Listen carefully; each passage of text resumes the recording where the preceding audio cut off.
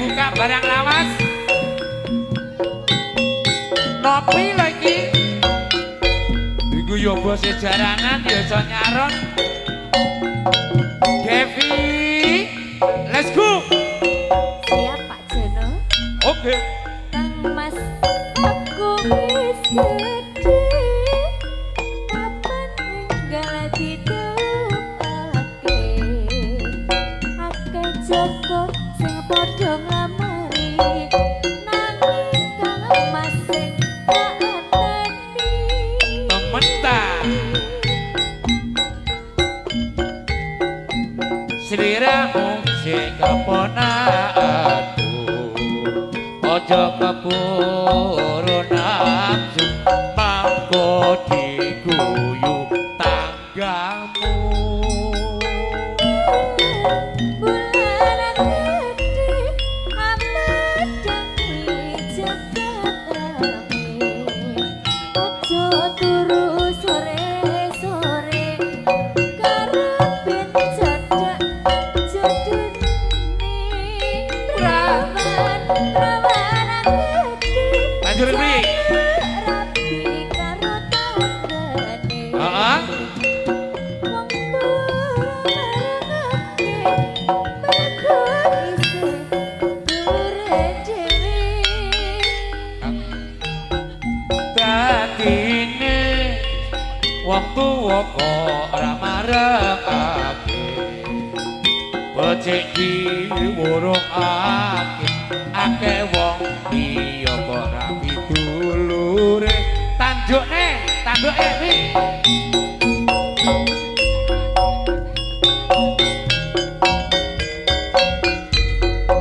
Devi, Dayo Pak. iki ceritane aku karo kowe iki sik dulure lho. Nggih, ngoten nggih. Lek apa kowe kok nguber aku? Ayo coba.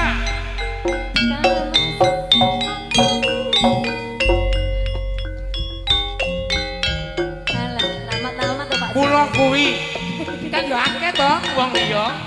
Lenjing. Boleh aku kadot wae. Ayo coba kepriye. Kang Mas aku wis gede. Heeh. Kapan enggal didupake. Ayo.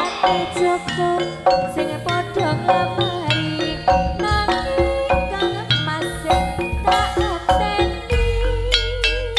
Dimas apa ra kleru. Sliramu isih keponakanku. Ojo keburu nafsu mangko diguyu tanggamu. Bulan gede amadani jagat rame.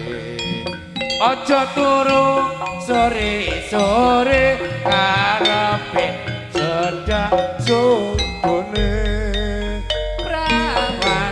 Prawan gede jaluk rapi karo tanggane. Wong tuwa ora ngabarengake mergo isih dulure dhewe. Kang Mas piye ketite? Priye? Wong tuwa kok ora marengake. Becik diwurungake akeh wong liya tapi dulure. Bulan gede amadani jagat rame.